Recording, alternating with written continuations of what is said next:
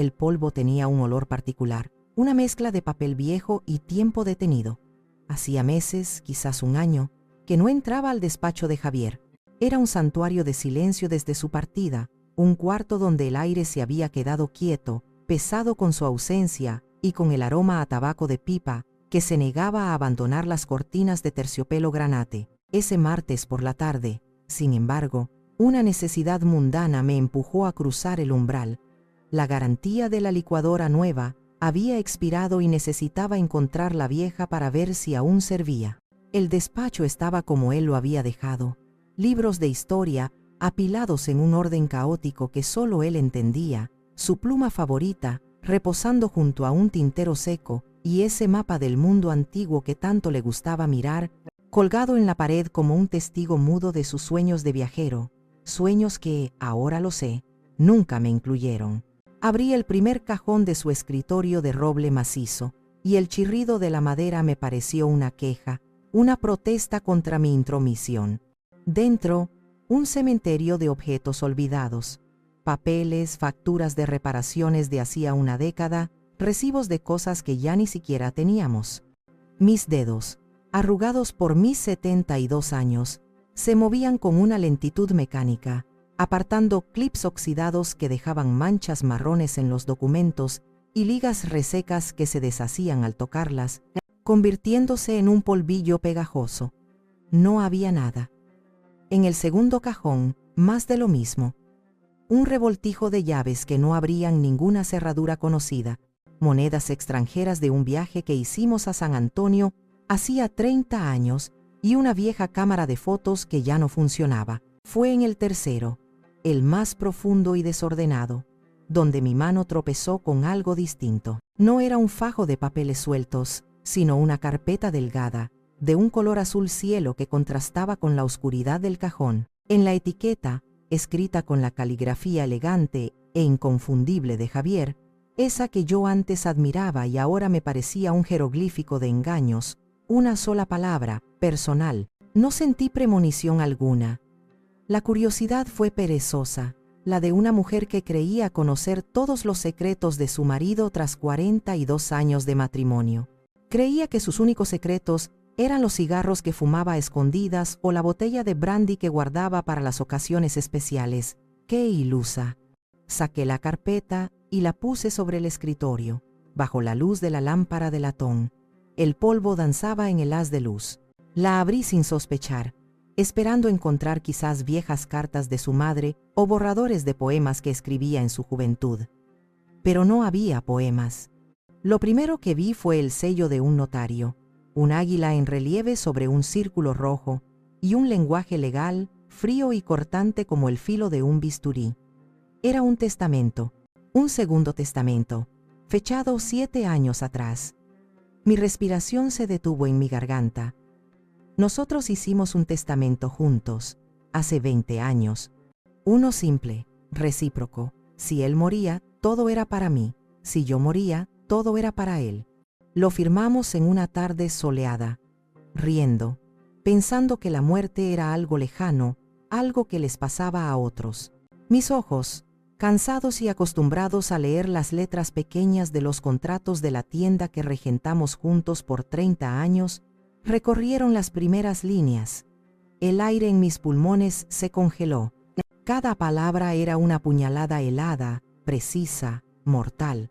Yo, Javier Vargas, en pleno uso de mis facultades mentales, lego la totalidad de mis bienes, incluyendo la propiedad ubicada en la calle de los Fresnos número 42, así como el total de mis cuentas de ahorro y fondos de inversión, a la señora Isabel Reyes. ¿Isabel Reyes? El nombre rebotó en mi mente como una piedra en un pozo vacío. Lo leí una y otra vez, esperando que las letras se reordenaran y formaran un nombre conocido, pero no lo hicieron. No conocía ninguna Isabel Reyes. No era una prima, ni una vieja amiga de la familia, ni una enfermera. El nombre era un abismo, un vacío en la historia de mi vida. Mis dedos, ahora temblorosos, pasaron a la siguiente página, buscando una explicación, un error, algo que le diera sentido a esa locura. Y entonces lo vi, el clímax de la traición. La firma final de la humillación. La sección de testigos. Debajo de 2 firmas ilegibles, 2 nombres estaban escritos con una claridad brutal, con la caligrafía que yo misma les había enseñado a trazar, guiando sus manitas torpes sobre el papel cuadriculado: Liliana Vargas, Mateo Vargas. Mis hijos. El aire no solo se congeló, sino que desapareció. El suelo pareció abrirse bajo mis pies. Me desplomé, no en una silla, sino directamente sobre la alfombra raída, con la espalda contra la madera fría del escritorio. El papel se deslizó de mis dedos y flotó hasta el suelo, quedando boca arriba, con sus crueles palabras expuestas. No sentí tristeza. La tristeza es un sentimiento cálido, húmedo, algo vivo. Lo que sentí fue la nada, un vacío aterrador, como si de repente me hubieran vaciado por dentro, dejando solo una cáscara hueca, un eco. Ellos sabían. Durante 7 años, 2555 días, mis hijos, mi sangre, habían guardado el secreto de mi despojo. Habían estado allí, en esa notaría, habían visto a su padre borrarme de su vida, y habían estampado su firma. Y después, habían venido a comer los domingos, me habían abrazado en Navidad y me habían seguido besando en la frente, llamándome mamá. No sé cuántas horas permanecí en el suelo del despacho. El sol de la tarde se filtraba por la ventana, dibujando largas sombras que se estiraban por la habitación como dedos acusadores. El reloj de pared, un regalo de bodas, marcaba el paso del tiempo con un tic-tac implacable que parecía burlarse de mi parálisis. Mi cuerpo estaba entumecido, pero mi mente era un torbellino de imágenes superpuestas y dolorosas. Liliana en su vestido de novia, su firma elegante en el papel, Mateo recibiendo su título universitario, su firma nerviosa junto a la de su hermana. Javier sonriendo en nuestra última foto juntos, su firma firme y decidida legando todo a otra mujer. Cada recuerdo, cada instante de felicidad compartida, ahora estaba manchado, envenenado por la mentira. Eran como fotografías hermosas que, al darles la vuelta, revelaban un reverso lleno de podredumbre. Con un esfuerzo que me pareció sobrehumano, me levanté. Mis rodillas crujieron en protesta, recordándome mi edad, mi fragilidad. No lloré. Las lágrimas parecían un lujo, una debilidad que no podía permitirme. La conmoción inicial estaba dando paso a una rabia fría y lúcida, una claridad terrible. Tomé el teléfono con una mano sorprendentemente firme y marqué el número de Liliana. Necesitaba escuchar su voz. Necesitaba que ella lo negara, que me dijera que era una broma macabra, un error terrible, aunque una parte de mí ya sabía la verdad. Necesitaba escuchar el sonido de su mentira. «Mamá, qué raro que llames a esta hora. ¿Pasó algo?» Su voz sonaba normal, quizás un poco apurada. El sonido de fondo de niños jugando y una televisión encendida me indicó que estaba en su casa, en su vida perfecta, una vida que yo había ayudado a construir. Tragué saliva, intentando que mi propia voz no se quebrara. La mantuve en un tono bajo, casi un susurro, pero inquietantemente calmado. «Encontré unos papeles de tu padre, hija, en su despacho. Quería preguntarte por una mujer llamada Isabel Reyes». Silencio, un silencio denso, pesado, que se alargó por el cable del teléfono. Pude escuchar su respiración contenida, el ruido de fondo de su vida ajetreada deteniéndose por un instante. Pude oír cómo su mente trabajaba a toda velocidad, buscando una salida, una coartada. Y en ese silencio, tuve mi respuesta.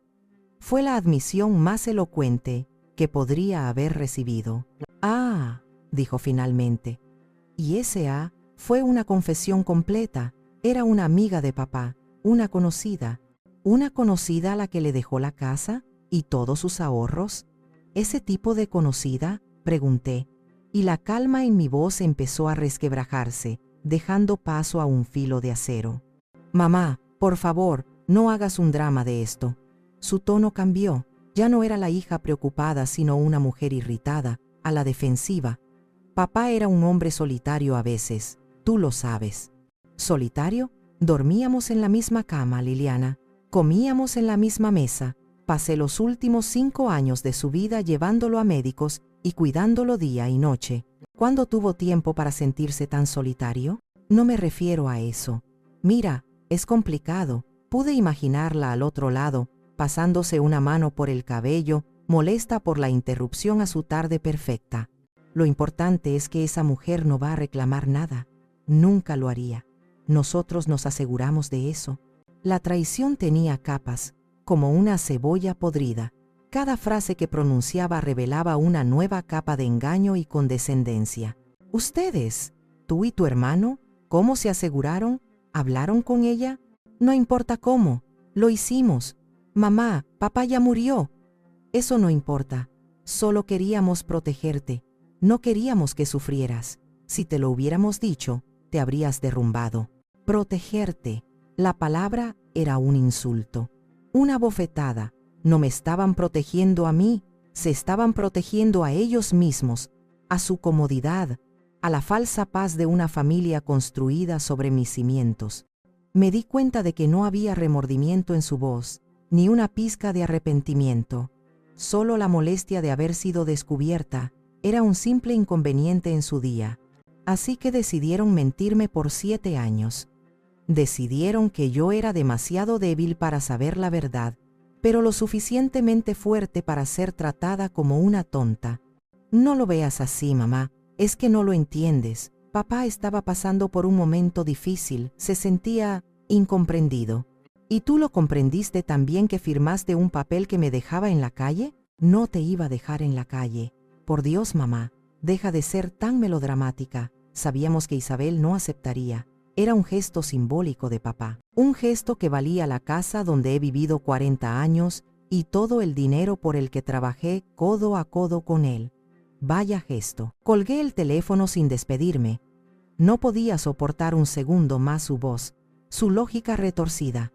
Caminé como autómata hacia la sala. Me detuve frente al gran espejo del recibidor y me miré. Vi a una anciana de pelo cano, con arrugas profundas que contaban la historia de una vida de trabajo y dedicación. Pero por primera vez me vi como una extraña en su propia casa, una casa que legalmente ya no me pertenecía. Y los carceleros de mi ignorancia, los arquitectos de mi humillación, habían sido las 2 personas a las que más amaba en el mundo. La oscuridad de la sala me envolvió, y con ella llegaron los fantasmas del pasado, más nítidos y crueles que nunca. Mi mente, sin que yo pudiera controlarla, viajó 20 años atrás. El recuerdo era tan vívido que casi podía oler el perfume de las gardenias y escuchar el murmullo de las conversaciones. Era la víspera de la boda de Liliana. Ella siempre había sido así, soñadora, caprichosa, con un gusto por lo caro que superaba con creces nuestras posibilidades. No quería una simple fiesta, quería un evento. Quería una boda de cuento de hadas, en el salón de un hotel de lujo, con una orquesta en vivo y un vestido de diseñador que había visto en una revista y que costaba más de lo que ganábamos en la tienda en 3 meses. Javier y yo nos sentamos en la mesa de la cocina, noche tras noche, con las facturas y los presupuestos extendidos ante nosotros como un mapa de un territorio imposible. No podemos permitírnoslo, Soledad, dijo Javier, su voz cargada de una resignación práctica. Es una locura. Le estamos dando una boda, no comprándole un palacio. Que celebre algo más sencillo, como hicimos nosotros. Eran otros tiempos, Javier. Es nuestra única hija. Es el día más importante de su vida, repliqué yo, aunque sabía que tenía razón. Pero ver la ilusión en los ojos de mi hija era mi debilidad, una debilidad que ella había aprendido a explotar desde muy pequeña. Liliana entró en ese momento, con la revista de novias en la mano. Su rostro, normalmente radiante, estaba ensombrecido por la preocupación. Mamá, papá, el banquete. El hotel necesita un depósito del 50% para la próxima semana. Si no, perderemos la fecha. Y ya invité a todas mis amigas. Sería una vergüenza. Cancelar ahora, no podría soportarlo. La vi al borde de las lágrimas, y mi corazón de madre se hizo pedazos. Esa noche, mientras Javier dormía, o fingía dormir, resentido por mi falta de firmeza, abrí mi viejo joyero de madera de sándalo. Dentro, sobre un lecho de terciopelo descolorido, descansaba el collar de perlas y los aretes de filigrana de oro que mi madre me había dado al casarme. Eran mi único tesoro verdadero, el único vínculo tangible con la mujer que había perdido siendo muy joven. Para que nunca olvides de dónde vienes, hija, me había dicho, y para que siempre tengas algo tuyo, solo tuyo, por si las cosas se ponen difíciles. A la mañana siguiente, con el corazón encogido, fui a una joyería del centro. El hombre detrás del mostrador, un tipo con lentes gruesos y manos de cirujano, examinó las piezas bajo una lupa. Son de buena calidad, admitió. Oro de 18 quilates, perlas cultivadas, pero son antiguos. El diseño está pasado de moda. La gente ahora quiere cosas más modernas. Le puedo dar esto. La cantidad que me ofreció era insultantemente baja, pero era exactamente lo que necesitábamos para el depósito. No lo dudé. Salí de la tienda sintiéndome desnuda, como si hubiera vendido un trozo de mi propia historia, la promesa de mi madre. Cuando le di el dinero a Liliana, sus ojos se iluminaron. Me abrazó con fuerza. Gracias, mamá. Sabía que lo entenderías. Eres la mejor. ¿De dónde lo sacaste? Vendí unas cositas viejas que ya no usaba, mentí, para no empañar su felicidad con mi sacrificio. El día de la boda, Liliana parecía una princesa. Todo fue perfecto, exactamente como ella lo había soñado. El salón brillaba, la música sonaba, y ella era el centro de todas las miradas. Durante el brindis, se levantó radiante con su copa en la mano. Quiero agradecer a todos por estar aquí, dijo, su voz resonando en el elegante salón. Y especialmente, quiero agradecer a mi padre. Gracias, papá, por tu generosidad, por tu esfuerzo incansable, por darme la boda de mis sueños. Miró a Javier, quien sonrió, orgulloso, inflado como un pavo real. A mí, ni una mirada, ni una palabra. Mi sacrificio, mis perlas, la memoria de mi madre, todo había sido borrado en ese instante de gloria pública. En ese momento, en la mesa, sentí una punzada, una pequeña herida en el corazón, pero la justifiqué. Son los nervios, me dije. Está emocionada. Me obligué a sonreír y a aplaudir. Pero ahora, sentada en la oscuridad de mi sala, 20 años después, entendía. No fue un olvido, fue una declaración de principios. Para ella, el esfuerzo de su padre, su trabajo en la tienda, era visible, era trabajo. Mi sacrificio, en cambio, era invisible, era amor de madre, algo que se daba por sentado, algo que no merecía ni una mención. Fue el primer síntoma de una enfermedad del alma, una que yo, en mi ceguera de amor, no había sabido ver: la ingratitud. El recuerdo de Liliana se desvaneció, dando paso a otro, igual de doloroso, como si mi mente estuviera decidida a torturarme con un catálogo de mis propios errores de juicio. Este era más reciente, de hace unos 15 años. Mateo, mi hijo, mi niño tranquilo y estudioso, siempre había tenido un fuego diferente al de su hermana.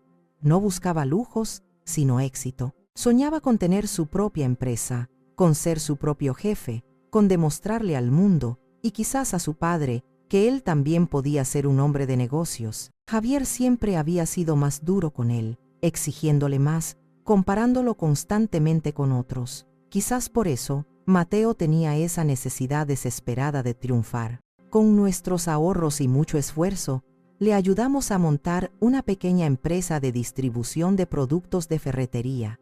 Al principio, todo parecía ir bien. Mateo trabajaba día y noche.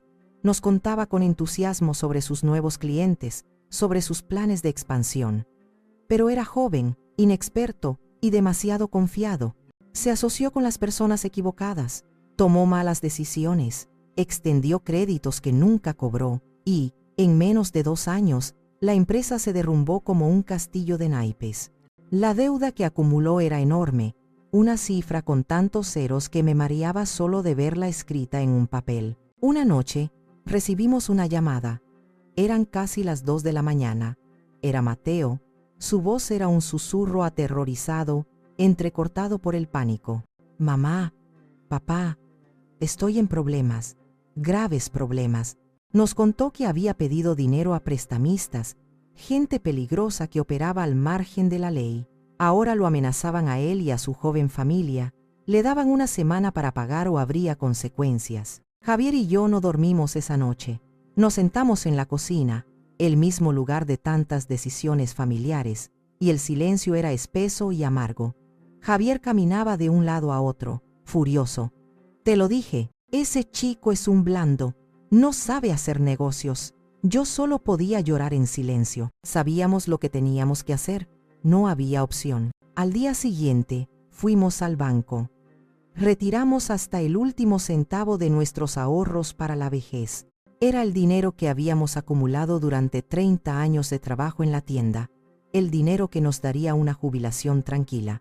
Y en ese fondo, había una parte especial, un dinero que yo había estado guardando con un propósito secreto, un sueño que nunca le había confesado a nadie, ni siquiera a Javier. Desde que era joven, antes de casarme, antes de ser madre, había tenido un sueño: viajar a Michoacán en invierno para ver el santuario de las mariposas monarca. Había visto un documental en la televisión y la imagen de millones de mariposas cubriendo los árboles como un manto vivo de color naranja y negro se me había quedado grabada en el alma. Era un sueño pequeño, personal, un trozo de mi identidad que no tenía nada que ver con ser esposa o madre. Era el sueño de Soledad. El dinero para ese viaje estaba mezclado en nuestros ahorros. Mientras el cajero contaba los billetes con una máquina que hacía un ruido monótono, sentí como mi sueño se desvanecía, batiendo sus alas naranjas y negras por última vez antes de desaparecer. Se lo entregamos todo a Mateo en un sobremanila. Él lloró, se arrodilló ante nosotros, nos abrazó, nos prometió que trabajaría el resto de su vida para devolvernos hasta el último centavo. Por supuesto, nunca lo hizo. Una vez que el peligro pasó y encontró un trabajo estable en una empresa grande, las visitas se hicieron más esporádicas, las llamadas más cortas. Siempre estaba ocupado. «Tengo mucho trabajo, mamá», era su excusa constante. La junta, el informe, el viaje de negocios. Nunca más mencionó la deuda, y nosotros nunca se la recordamos. Creíamos que el amor de padres consistía en eso, en dar sin esperar, en perdonar sin preguntar, en borrar las deudas de los hijos para que pudieran volar sin cargas.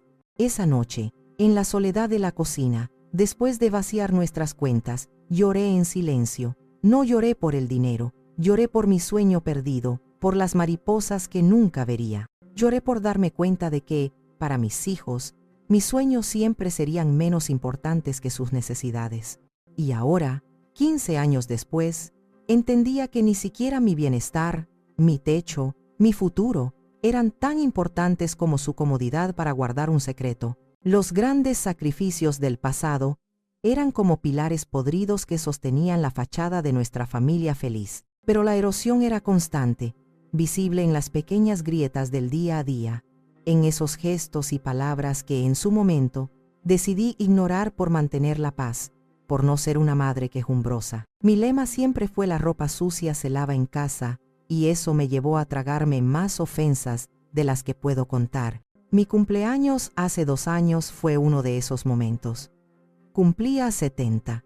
No esperaba una gran fiesta, solo un poco de cariño, una comida juntos, quizás un pastel. Esperé todo el día su llamada. A las 10 de la noche, llegó un mensaje de texto de Liliana. «Felicidades, mami. Se me complicó el día con los niños y una cena de trabajo de Ricardo. Mañana te llamo». Mateo ni siquiera eso. Al día siguiente, me llegó un ramo de flores a domicilio, unas gerberas un poco marchitas, con una tarjeta genérica impresa por computadora. Ni una visita, ni una llamada para cantar las mañanitas. Me senté sola con el pastel que había comprado para compartir con ellos, y me comí una rebanada en silencio, sintiendo cómo la soledad se me atragantaba más que el merengue. La comida era otro campo de batalla sutil. Yo, que había pasado mi vida cocinando para ellos, adaptando mis recetas a sus gustos cambiantes, ahora recibía críticas veladas cada vez que nos reuníamos. «Mamá, deberías usar menos sal. A tu edad no es bueno», decía Liliana, apartando el plato de mole que yo había pasado toda la mañana preparando con la receta de mi abuela. «Leí en internet que las frituras son veneno. Mamá, deberías cuidarte más», comentaba Mateo, mirando con desdén los chiles rellenos que antes devoraba. No era preocupación por mi salud. Era una forma de establecer distancia, de tratarme como a una anciana que ya no sabe cuidarse, infantilizándome. Hace un año, prometieron venir a ayudarme a limpiar el garaje, una tarea que se había vuelto demasiado pesada para mí. Esperé todo el sábado. A las 4 de la tarde, Mateo llamó. Mamá, surgió un imprevisto. El coche de Mariana hace un ruido raro. No vamos a poder ir. El próximo fin de semana sin falta. El próximo fin de semana nunca llegó. El garaje sigue igual. La grieta más profunda, sin embargo, se abrió hace unos meses, justo después de que se cumpliera el primer aniversario de la muerte de Javier. Una tarde, Liliana vino de visita sin avisar. Se sentó en el sofá de la sala, el que Javier y yo compramos en nuestra primera venta de aniversario, y paseó la vista por el espacio con un aire de tasadora. «Esta casa es muy grande para ti sola», mamá dijo, con una falsa dulzura. «¿No te sientes sola aquí? Con tantos cuartos vacíos, tantos recuerdos, debe ser deprimente. ¿No has pensado en venderla y mudarte a un departamento más pequeño, más cerca de nosotros? Sería más fácil cuidarte». Recuerdo que sus palabras, en ese momento, me tocaron el corazón. «Qué buena hija», pensé. «Se preocupa por mí. Pero esta es mi casa, hija. Aquí están todos mis recuerdos. Aquí crecieron ustedes. Los recuerdos no te van a cuidar si te caes por las escaleras», respondió ella, con una lógica afilada. «Piénsalo, mamá. Con el dinero de la venta, podrías vivir cómodamente, viajar, darte tus gustos, y a nosotros nos darías una gran tranquilidad». Ahora, cada una de sus palabras resonaba en mi cabeza con un eco siniestro. Tranquilidad. La tranquilidad de saber que tendrían su herencia en vida. La tranquilidad de no tener que lidiar con la carga de una madre viuda en una casa grande. No era preocupación, era un plan. Un plan que llevaban años tejiendo a mis espaldas, esperando pacientemente el momento adecuado. Estaban esperando a que el tiempo hiciera su trabajo o a que yo me cansara para dar el siguiente paso. Pero el descubrimiento del testamento había acelerado las cosas. Había destapado la cloaca antes de tiempo, y el hedor de su codicia era insoportable. La noche fue una larga vigilia. Di vueltas en la cama que se sentía extrañamente grande y fría sin Javier, aunque él ya llevaba 2 años muerto. Pero esta era una soledad diferente. Antes era la soledad del duelo, ahora era la soledad del abandono. Al amanecer, con los primeros cantos de los pájaros, supe que no podía quedarme de brazos cruzados, esperando el siguiente movimiento de mis hijos. La mujer que había llorado en silencio por sus joyas y sus mariposas había muerto la noche anterior. En su lugar, había una mujer con el corazón roto, pero con la columna vertebral intacta y una nueva y helada claridad. Me vestí, me puse el rebozo que usaba para ir al mercado y en lugar de ir por el pan, crucé la calle y toqué la puerta de doña Carmen.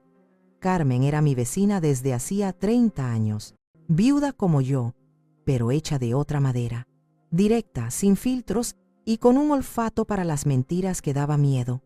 Me abrió con su bata de flores y un tubo en el pelo. «Soledad, milagro que te dejas ver. Pasa, pasa, el café está recién hecho. Tienes una cara de espanto, parece que viste al diablo». Nos sentamos en su pequeña cocina, que olía a canela y a vida. No pude contenerlo más. Las palabras salieron a borbotones, atropelladas por el dolor y la rabia. Le conté todo: el testamento, el nombre de la extraña, las firmas de mis hijos, la llamada con Liliana. Le mostré la carpeta azul, que ahora llevaba conmigo a todas partes, como una prueba de mi propia estupidez. Carmen escuchó en silencio, su rostro endureciéndose con cada palabra que yo decía, sus labios apretándose hasta formar una línea delgada. Cuando terminé, esperaba un abrazo, unas palabras de consuelo. En lugar de eso, golpeó la mesa con la palma de la mano, haciendo que las tazas de café dieran un respingo. «Te lo dije, Soledad», su voz era un trueno. «Te lo dije 1000 veces. Esos dos solo ven signos de pesos en tus ojos. Creen que eres un cajero automático con arrugas. ¿Protegerte? ¡Qué cinismo!». Estaban protegiendo su futura herencia, la muy descarada. Siempre me pareció que tu Liliana tenía la sonrisa dulce y el alma de usurera. Sus palabras, aunque duras, eran como un bálsamo. No me estaba tratando con lástima, sino con la furia justa de una amiga leal. Validaba mi dolor, mi rabia. No sé qué hacer, Carmen. ¿Cómo que no sabes qué hacer? Se levantó y empezó a caminar de un lado a otro de la cocina como un león enjaulado. Vas a luchar. Esta casa la levantaste tú tanto como Javier. Cada ladrillo tiene tu sudor, tus lágrimas y tus horas sin dormir. No vas a dejar que te echen a la calle como a un perro viejo. Necesitas un abogado, uno bueno, uno con colmillos. Ahora mismo. La energía de Carmen era contagiosa. Me enderezó los hombros. Tenía razón, no podía rendirme. Mientras tomaba el último sorbo de café, una idea cruzó mi mente. Mi hermana menor, que vivía en Guadalajara, tenía un hijo que estaba estudiando para abogado, Arturo, un muchacho listo y de buen corazón, que siempre me había tenido un cariño especial. Saqué mi celular y lo llamé. Le conté la historia, mi voz más firme ahora. Arturo escuchó en silencio, y luego solo pude oír su respiración agitada por la indignación. Tía, esto es increíble, es ilegal, es inmoral. No puedo creer que Liliana y Mateo te hayan hecho esto. Hizo una pausa, y pude oír el tecleo de una computadora de fondo. Escúchame, tía. Esto no se va a quedar así. Legalmente es complicado, pero no imposible. La traición y el ocultamiento de información son factores. No te preocupes, lucharás y ganarás. Conozco a alguien. Una profesora de la facultad, es la mejor abogada en derecho familiar de la ciudad. Se llama Elena Torres. Es dura, es brillante y odia las injusticias. Déjame llamarla. Te conseguiré una cita. Tú solo mantente fuerte. ¿Me oyes? No hables más con ellos. Ni una palabra. Colgué el teléfono sintiendo, por primera vez en 24 horas, una pequeña llama de esperanza. Ya no estaba sola. Tenía a Carmen a mi lado y a Arturo abriéndome un camino. La batalla apenas comenzaba. La oficina de la abogada Elena Torres no se parecía en nada a lo que había imaginado. Estaba en un edificio moderno en el centro de la ciudad, con grandes ventanales que ofrecían una vista panorámica de las montañas. No olía a polvo y a papel viejo, sino a café recién hecho y a una sutil fragancia a limpio. Elena Torres era una mujer de unos 50 años, vestida con un traje sastre impecable de color gris, con una mirada astuta y directa que parecía atravesar. Me recibió con un apretón de manos firme y una sonrisa que no llegaba a sus ojos. Era una mujer de negocios, no de consuelos, y eso, en ese momento, me dio confianza. Doña Soledad, Arturo me ha puesto al tanto de su situación. Es un buen muchacho, uno de mis mejores alumnos. Por favor, siéntese y cuéntemelo todo con sus propias palabras. Muéstreme los documentos que trae. Le entregué la carpeta azul, que ahora sentía como si quemara al tacto. Mientras ella leía el testamento con una rapidez y concentración asombrosas, yo le narré la historia, esta vez sin lágrimas, con una voz monótona que apenas reconocía como mía. Le conté de la tienda, de las joyas, de las mariposas, de los 7 años de silencio. Ella no me interrumpió. Sus ojos se movían rápidamente por las páginas, absorbiendo cada cláusula, cada firma. A veces, hacía una pequeña anotación en un bloc de notas con una pluma de tinta negra. Cuando terminé, ella dejó los papeles sobre su escritorio de cristal y me miró fijamente. Se tomó un momento, entrelazando sus dedos. Bueno, doña Soledad, las malas noticias primero. Su tono era directo, sin rodeos. El testamento a primera vista es legalmente sólido. Está firmado ante notario, con testigos. Su esposo, según los registros, estaba en plenas facultades mentales hace 7 años. Impugnarlo por fraude o incapacidad sería una batalla cuesta arriba, muy costosa y emocionalmente agotadora. Y, siendo honesta, las probabilidades de ganar serían bajas. Mi corazón, que había albergado una pequeña esperanza, se encogió. El silencio en la oficina se hizo pesado. Entonces, no hay nada que hacer, susurré, sintiendo el peso de la derrota. No he dicho eso. Elena se reclinó en su silla y tomó el testamento de nuevo. Pasaba las páginas lentamente, casi con desinterés. Yo la observaba sin entender. De repente, se detuvo. Sus cejas se arquearon ligeramente. Se inclinó sobre el escritorio y releyó un párrafo, susurrando para sí misma. Vaya, vaya, ¿pero qué tenemos aquí? Javier era un hombre arrogante, ¿verdad? ¿Qué? ¿Qué pasa? Me incliné hacia adelante, expectante. Ella levantó la vista, y por primera vez vi un brillo de genuino interés en sus ojos, casi de depredador. Hay una cláusula de sustitución. Es estándar, pero a menudo la gente no le presta atención, sobre todo la gente arrogante que cree que su voluntad es ley divina. Escuche esto. En caso de que la beneficiaria principal, la señora Isabel Reyes, por cualquier motivo renuncie a la herencia, fallezca antes de aceptarla o sea incapaz de recibirla, todos los bienes descritos en este testamento pasarán a la beneficiaria secundaria designada. Elena hizo una pausa dramática y pasó a la siguiente página. Mis ojos estaban fijos en su dedo, que recorría la línea hasta detenerse en un nombre. Se designa como beneficiaria secundaria a la señora Soledad Vargas. Me quedé sin aliento. Mi nombre estaba allí, escrito como una ocurrencia tardía, como un plan de contingencia. Javier, en su arrogancia, había asumido que su amante aceptaría su generosidad sin dudarlo, pero aún así, había dejado una puerta trasera, y en esa puerta estaba yo. ¿Qué significa eso, exactamente?, pregunté, sin atreverme a creerlo.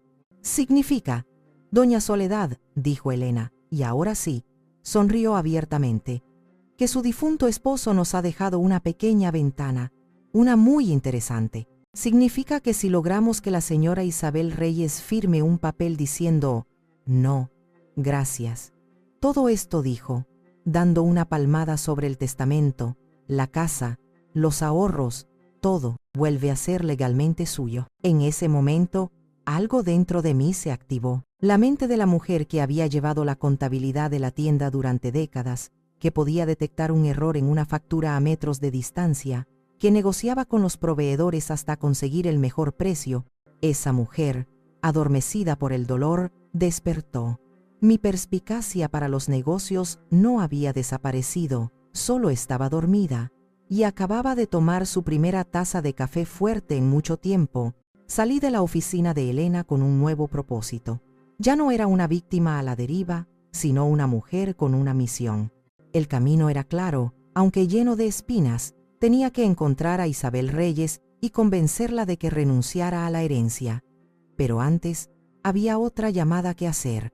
La rabia necesitaba una válvula de escape, y el eslabón más débil de la cadena era Mateo. Marqué su número, contestó al segundo tono. ¿Mamá? Su voz teñida de una cautela que confirmaba que Liliana ya le había advertido, probablemente dándole instrucciones de cómo manejar a la histérica de su madre. Fui directa. Tu hermana me dijo que sabías lo del testamento. Quiero escucharlo de ti, Mateo. ¿Es verdad? Hubo un silencio largo, lleno de culpa. Finalmente suspiró, un sonido débil y patético. Sí, mamá, es verdad. ¿Y por qué no me dijiste nada? ¿En 7 años, hijo? Cada vez que me abrazabas, cada vez que me decías te quiero, ¿estabas mintiendo? No, mamá, no es así. Yo no sabía qué hacer.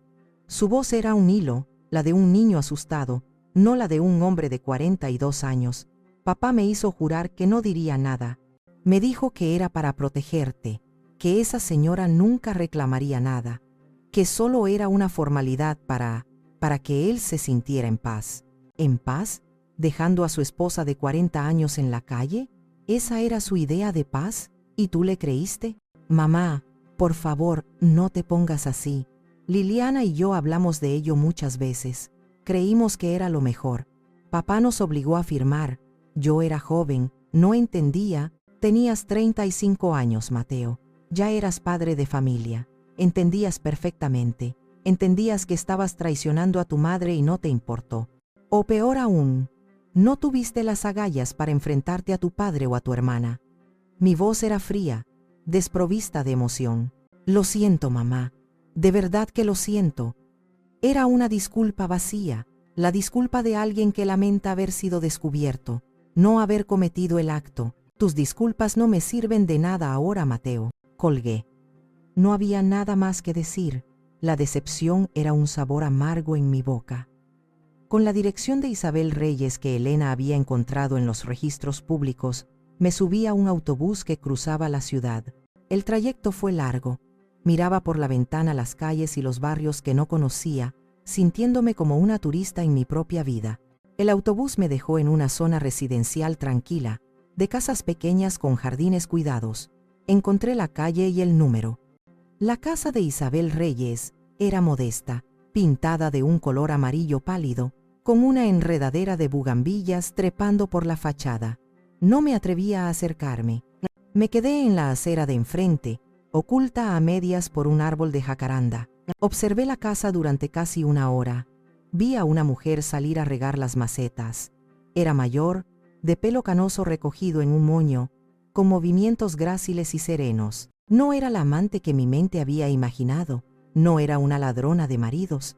Parecía una mujer normal, una viuda, quizás, como yo. No sentí celos. Los celos habían sido quemados por la hoguera de la traición de mis hijos. Lo que sentí fue una curiosidad doliente. Quería entender. Quería saber qué le había dado Javier a esa mujer que a mí me había negado en sus últimos años. ¿Qué mentiras le había contado? ¿Qué versión de mí le había pintado para justificar su engaño? Me di la vuelta y me marché. Aún no estaba lista para tocar esa puerta. Necesitaba un plan. Necesitaba ser la soledad de la tienda, la negociadora, no la madre con el corazón roto. Pasé 2 días dándole vueltas, planeando cada palabra, cada gesto. Ensayé conversaciones frente al espejo, tratando de encontrar el tono adecuado, ni agresivo, ni suplicante. Sabía que no podía llegar como una esposa despechada exigiendo justicia.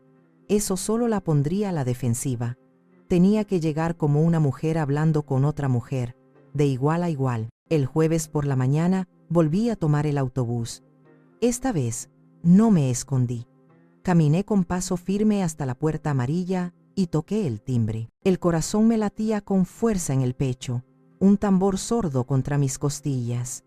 La puerta se abrió y allí estaba ella, la mujer que había visto regando las plantas. Llevaba un delantal de flores y tenía una mancha de harina en la mejilla. Sus ojos, amables y un poco cansados, se abrieron con sorpresa al verme. «Sí, diga». «Buenos días. ¿Es usted Isabel Reyes?» «Sí, soy yo. Mi nombre es Soledad Vargas. Soy...» Era la esposa de Javier Vargas. La sorpresa en sus ojos se transformó en reconocimiento y luego en una profunda incomodidad. El color desapareció de su rostro. Se hizo a un lado, un gesto automático de hospitalidad que luchaba contra su evidente pánico. «Pase, por favor», dijo en voz baja. El interior de la casa era pulcro y acogedor. Olía a pan recién horneado y a lavanda. Nos sentamos en unos sillones de mimbre en una pequeña sala llena de libros y plantas. La conversación fue extrañamente civilizada, casi surrealista. «Supongo que sabe por qué estoy aquí», comencé yo, decidiendo tomar la iniciativa. «El abogado me llamó hace unas semanas», admitió ella, sin mirarme a los ojos, concentrada en retorcer un paño de cocina entre sus manos. No tenía idea, se lo juro. Me quedé de una pieza. «Javier nunca me dijo nada de esto. ¿Eran muy cercanos?» Ella dudó. «Lo conocí en un club de la tercera edad, hace 10 años. Ambos estábamos solos. Mi esposo había fallecido un par de años antes. Nos hicimos compañía, paseábamos, tomábamos café, hablábamos mucho. Era un gran conversador». «¿Y de qué hablaban?» Necesitaba saber. Isabel levantó la vista, y sus ojos estaban llenos de una tristeza sincera. «Hablaba mucho de usted. Me dijo que...» titubeó, como si temiera herirme. «Me dijo que su matrimonio estaba roto hacía años. Que usted era una mujer fría, interesada solo en el dinero de la tienda. Que vivían bajo el mismo techo, pero que eran 2 extraños. Que él se sentía increíblemente solo». Cada palabra era un puñetazo en el estómago. Javier no solo me había traicionado, me había difamado. Había reescrito nuestra historia para convertirse en la víctima, para seducir a esta mujer con la lástima. «También me habló de sus sueños», continuó Isabel, su voz ahora un susurro. Soñaba con retirarse cerca del mar, en un pueblito de Oaxaca. Decía que allí el tiempo pasaba más despacio, un sueño del que yo nunca había oído hablar, un sueño que evidentemente no me incluía. Fue mi turno de hablar. Con una calma que no sabía que poseía, le conté mi versión. Le hablé de los 42 años de matrimonio, de la tienda que levantamos juntos desde cero, de las joyas de mi madre, del sueño sacrificado de las mariposas.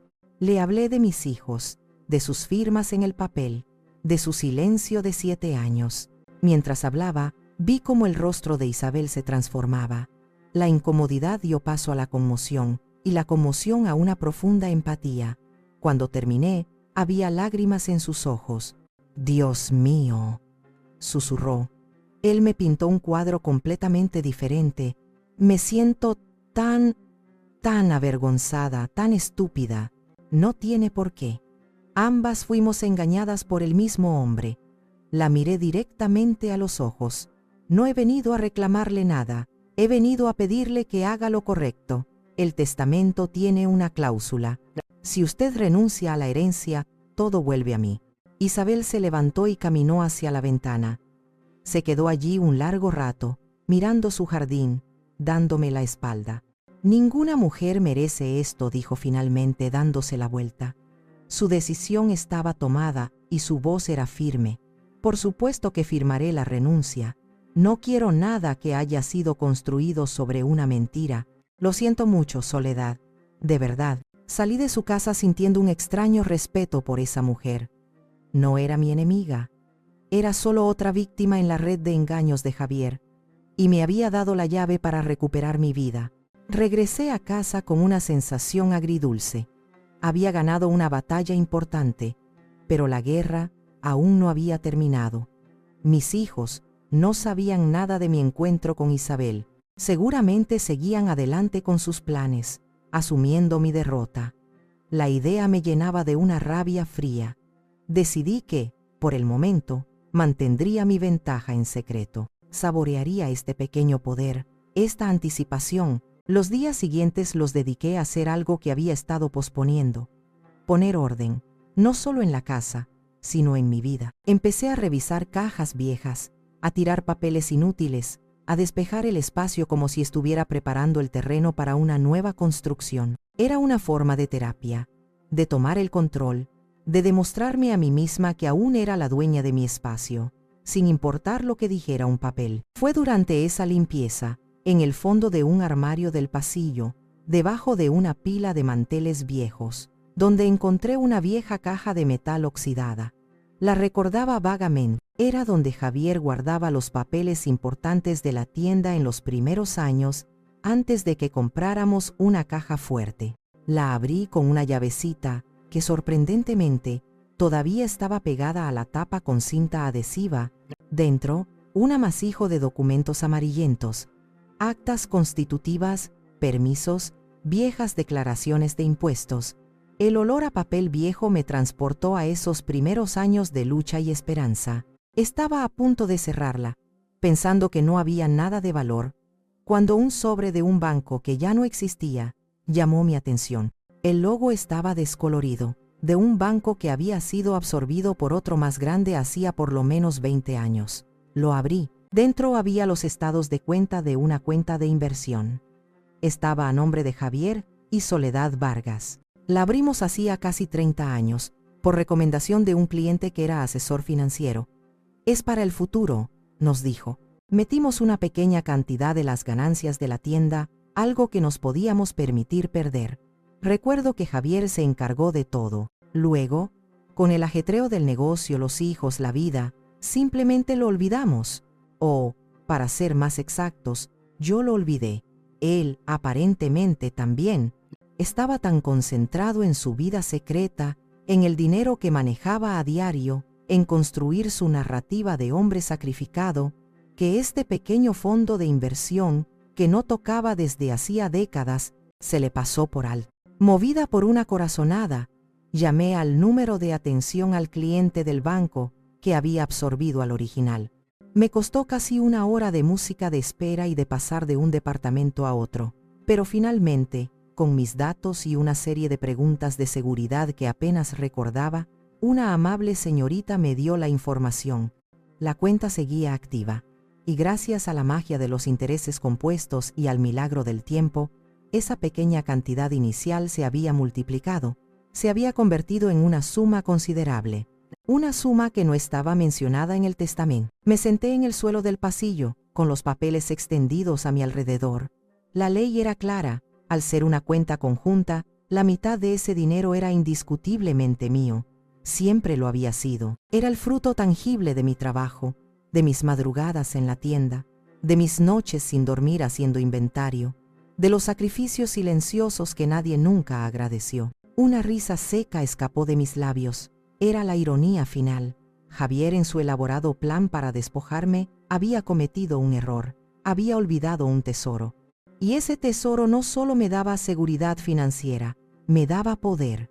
Era mías bajo la manga, el arma definitiva para la confrontación final. Ya no solo luchaba por recuperar mi casa, ahora luchaba con mis propias municiones, ganadas con mi propio sudor. La balanza, por primera vez, comenzaba a inclinarse a mi favor.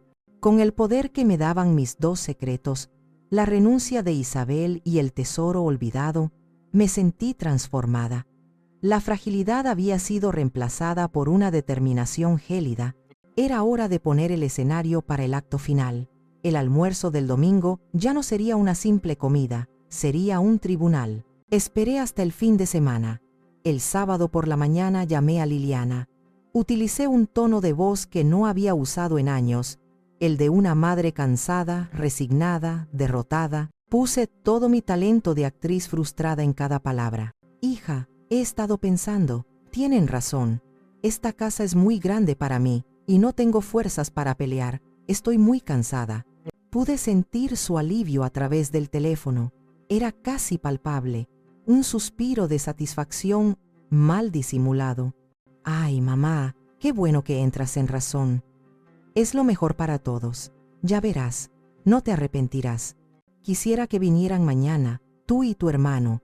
Para almorzar, podemos empezar a hablar de cómo organizar la entrega de la casa. Hay muchas cosas que empacar. Claro, mamá, claro. Allí estaremos. No te preocupes por nada. Nosotros nos encargaremos de todo. Ricardo y yo ya hemos visto algunas opciones para ti. La condescendencia en su voz era nauseabunda, pero la soporté. La trampa estaba tendida. Pasé el resto del día preparando todo. No cociné sus platos favoritos. Hice una comida sencilla, casi austera, una sopa de lentejas y unas enchiladas sin mucho adorno. Limpié la casa, pero no con el esmero de siempre. Quería que todo pareciera un poco descuidado, como si la dueña de casa hubiera perdido las ganas de vivir. El domingo llegaron puntualmente. Liliana, vestida con un traje caro de color beige, miraba todo con ojos de propietaria, calculando mentalmente el valor de los muebles. Mateo, como siempre, un paso detrás de ella, con una expresión incómoda, evitando mi mirada. «Hola», mamá, dijo Liliana, dándome un beso en la mejilla que se sintió frío como el hielo. «Veo que has estado ocupada. No te esfuerces demasiado». Nos sentamos a la mesa. Comimos en un silencio tenso. Yo apenas probé bocado, interpretando mi papel a la perfección.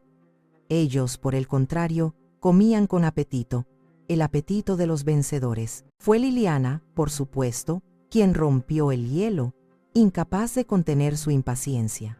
«Bueno, mamá, hemos estado hablando con un agente inmobiliario, un amigo de Ricardo. Dice que el mercado está muy bien ahora. Podríamos vender la casa en un par de meses, quizás antes». «Ya veo», dije, en voz baja. «Tengo aquí su tarjeta», continuó, sacando una elegante tarjeta de su bolso y deslizándola sobre la mesa hacia mí. «Es el mejor de la zona, se encargará de todo. Fotos, visitas. Tú no tendrás que hacer nada». Mateo carraspeó, incómodo. «Liliana, dale tiempo a mamá para procesarlo». «¿Tiempo? No hay tiempo que perder, Mateo. Cuanto antes vendamos, antes podrá mamá instalarse en un lugar más cómodo y seguro. Y antes podremos, organizar las finanzas». La miré, dejando que se expusiera, que mostrara toda la fealdad de su codicia. Para darle el empujón final, puse mi mejor cara de desamparo, con los ojos llorosos y la voz temblorosa. Entonces, hijos, ¿a dónde iré ahora? ¿Han pensado en eso? Liliana suspiró. Un suspiro de impaciencia, no de compasión. Por supuesto, mamá. Hemos visto unos departamentos tutelados muy bonitos para personas mayores. Se llaman Villa Dorada. Tienen enfermera 24 horas, actividades, gimnasio. Estarías muy bien atendida. Te conseguiremos el mejor, con vista al jardín. Ahí estaba. La imagen completa de su plan. No era solo quitarme la casa. Era encerrarme, apartarme, convertirme en un paquete que se puede gestionar a distancia. Era el final del camino que habían trazado para mí. Pero se equivocaban. No era el final, era el principio del mío. La tarjeta del agente inmobiliario yacía sobre el mantel, entre mi plato y el suyo, como una lápida. Liliana me miraba, con una sonrisa condescendiente, esperando mi rendición final. Mateo mantenía la vista fija en su plato, incapaz de enfrentarse a la escena. Lentamente, levanté mi taza de té y tomé un sorbo. El calor del líquido me dio un último instante de calma antes de la tormenta. Dejé la taza en el plato con un tintineo deliberadamente sonoro. Mi expresión cambió. La máscara de madre derrotada se desvaneció, reemplazada por una serenidad fría, una compostura que no habían visto en mí en años. No iré a ningún lado, dije. Mi voz no era alta, pero cortó el aire de la habitación como un cuchillo. Liliana parpadeó, confundida. ¿Qué? Mamá, no empieces otra vez con tus dramas. No he empezado nada, Liliana. Al contrario, estoy a punto de terminarlo. Los miré a ambos, uno por uno. Hay un par de cosas que necesitan saber. En ese preciso instante, como si hubiera estado esperando mi señal tras la puerta, sonó el timbre. Mateo se sobresaltó. Liliana frunció el ceño. ¿Esperas a alguien? Sí, dije, levantándome para abrir. ¿A mi abogada? Abrí la puerta y allí estaba Elena Torres, impecable en su traje, con Arturo a su lado, quien me dedicó una mirada de apoyo. Entraron en el comedor y la atmósfera cambió por completo. La confianza de Liliana se tambaleó, sus ojos yendo de mí a Elena con pánico creciente. ¿Qué significa esto, mamá? ¿Quién es esta señora? Significa, hija, que se acabó el juego. Me volví hacia Elena. Elena, sin preámbulos, sacó un documento de su maletín y lo puso sobre la mesa, justo encima de la tarjeta del agente inmobiliario. Este es un documento firmado ante notario por la señora Isabel Reyes, en el que renuncia formal y legalmente a la herencia del señor Javier Vargas. Hizo una pausa, dejando que las palabras calaran. Según la cláusula de sustitución del propio testamento que ustedes presenciaron, al producirse esta renuncia, la totalidad de los bienes pasa a la beneficiaria secundaria, es decir, a su madre, la señora Soledad Vargas. Ella es la única y legal propietaria de esta casa. El rostro de Liliana pasó del desconcierto a la furia en segundos. Se puso de pie de un salto. «Mientes. Eso es imposible. Es una trampa. Tú no eres nadie para convencerla», me gritó, señalándome con el dedo. «No tuve que convencerla», respondí con calma. «Solo tuve que contarle la verdad. Resulta que hay gente en el mundo con decencia, una cualidad que parece que se saltó una generación en esta familia, pero aún no había terminado. Hice una señal a Arturo, quien me entregó otra carpeta. La abrí y saqué los estados de la cuenta de inversión olvidada, los deslicé sobre la mesa. ¿Y sobre el dinero? Parece que papá, en su meticuloso plan, olvidó algo. Señalé los papeles. Es una cuenta de inversión que abrimos juntos cuando la tienda prosperaba. Es el fruto de nuestro trabajo. La mitad, por ley, siempre ha sido mía. La otra mitad, bueno, he estado pensando qué hacer con ella. Y he decidido crear un fideicomiso para mi nieta Beatriz, para que pueda estudiar en la universidad que quiera, sin deberle nada a nadie. Ustedes los miré a los ojos, sin parpadear, no recibirán ni un centavo. El silencio fue atronador. Mateo estaba pálido como un muerto, con la boca abierta. Liliana, por su parte, explotó en una furia que distorsionó sus facciones. «No puedes hacernos esto. Somos tus hijos. Nos lo debes. Era tu obligación cuidarnos. Todo lo que tienes es gracias a papá. Mi obligación era amarlos, y lo hice. Les di todo lo que tenía, y más. Y ustedes me pagaron con 7 años de mentiras. Mi obligación terminó el día que estamparon su firma en ese papel. Ahora, por favor, váyanse de mi casa. Se fueron sin decir una palabra más. Liliana, consumida por una rabia impotente, agarró su bolso y salió dando un portazo que hizo vibrar los cristales de la vitrina. Mateo, arrastrado por ella, me lanzó una última mirada, una mezcla patética de miedo y súplica, antes de desaparecer. Cuando la puerta se cerró tras ellos, un silencio profundo llenó la casa, pero no era un silencio de soledad, sino de paz. La tormenta había pasado, y aunque había arrasado con todo, el aire estaba limpio. Elena y Arturo se quedaron un rato más. Tomamos café, pero esta vez era una celebración silenciosa. Me explicaron los siguientes pasos legales para formalizar la transferencia de la propiedad y la creación del fideicomiso para Beatriz. «Lo hiciste de maravilla, tía», dijo Arturo, con admiración en sus ojos. «Estuviste increíble». «Solo dije la verdad», respondí, sintiendo un cansancio profundo, pero satisfactorio. Cuando se fueron, me quedé sola, de pie en el centro de mi sala, mirando a mi alrededor como si viera la casa por primera vez. Cada mueble, cada cuadro, cada objeto, ya no era un recuerdo de Javier o una obligación hacia mis hijos. Eran piezas de mi vida, y ahora podía decidir cuáles se quedaban y cuáles se iban. Los días que siguieron fueron una especie de purga. No vendí la casa. ¿Por qué iba a hacerlo? Era mía, pero la transformé. Saqué las cortinas oscuras y pesadas que a Javier le gustaban y dejé que la luz inundara cada rincón. Regalé su viejo y desgastado sillón reclinable, ese trono desde el que había dictado sentencias silenciosas durante años, a un bazar de caridad. En su lugar, puse un pequeño escritorio junto a la ventana, un caballete y un juego de acuarelas que había comprado por impulso. Siempre había querido pintar, pero nunca tuve el tiempo. Beatriz, mi nieta, empezó a visitarme más a menudo.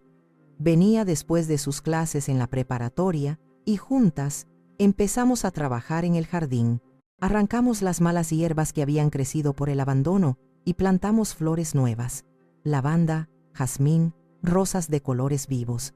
Ella no me hacía preguntas sobre sus padres, simplemente estaba allí, con su presencia tranquila y su sonrisa fácil, y eso era todo lo que necesitaba. La relación con ella, libre de las toxinas de sus padres, florecía como nuestro nuevo jardín. Una tarde, mientras trasplantábamos unas petunias, me dijo: «La casa se siente diferente, abuela, más luminosa, se siente como tú». «Es porque ahora puede respirar, querida», le respondí, y me di cuenta de que yo también, por primera vez en mucho tiempo, estaba respirando hondo sin el peso del mundo sobre mis hombros.